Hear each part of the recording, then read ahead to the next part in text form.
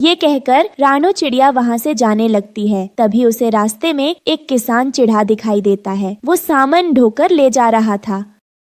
अरे किसान काका रुकिए, ऐसे आप बोरे को उठाकर मत ले जाओ। रुको, मैं तुम्हें एक बैलगाड़ी बनाकर देती हूँ। फिर रानो चिड़िया बैलगाड़ी का चित्र बनाती है। लो, बन गई आपकी बैलगाड़ी। आज से आप रोजाना अपना सारा सामान इसी में ढोना। बहुत बहुत शुक्रिया रानो बेटा। फिर इस तरह रानो चिड़िया जंगल में रहने वाले सभी पक्षियों की मदद करती है। पर अचानक एक दिन जंगल में तेज बारिश शुरू हो जाती है, जिसकी वजह से सब पक्षियों के घर बारिश के पानी में बह जाते हैं। अब सब पक्षी बेघर हो जाते हैं और भूख से तड़पने लगते हैं। उन सब पक्षियों को इस तरह परेशान देखकर रानो चिड़िया को बहुत बुरा लगता है।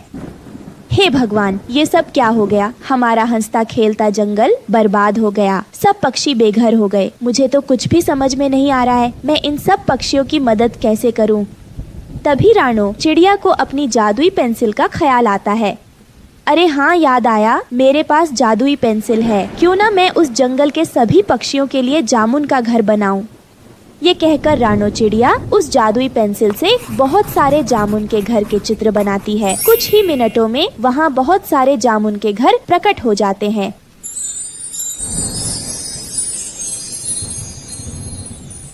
जिसे देखकर सब पक्षी बहुत खुश होते हैं। अरे वाह रानो चिड़िया, ये जामुन के घर तो बहुत सुंदर है। तुम्हारा बहुत बहुत शुक्रिया जो तुमने हमारी इतने बुरे वक्त में मदद की। हम सब पक्षी तुम्हारा ये एहसान कभी नहीं चुका पाएंगे। अभी रानो चिड़िया का पड़ोसी कालू कौवा रानो से कहता है, बेटा रानो, तुम इतने सारे चमत्कार कैसे कर लेती हो? कालू अंकल, वो सब चमत्कार इस जादुई पेंसिल का है। जो चाहिए उसका चित्र बना दो, तुरंत वो चीज चित्र से बाहर आ जाएगी।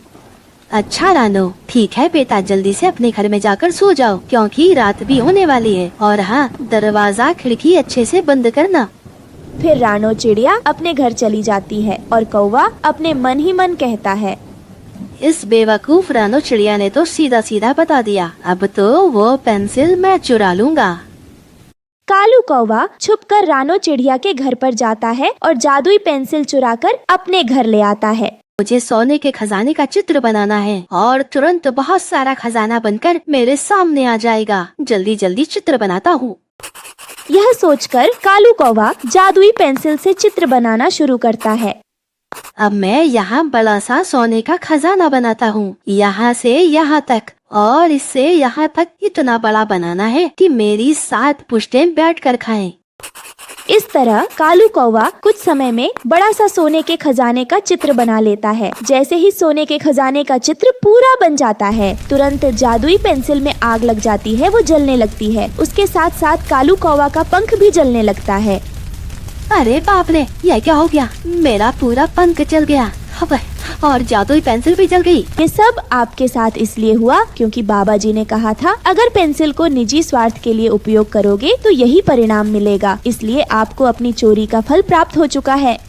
कालू कौवे को अपनी गलती की सजा मिल जाती है। फिर रानो चिड़िया अपने जामुन के घर में खुशी खुशी रहने लगती है।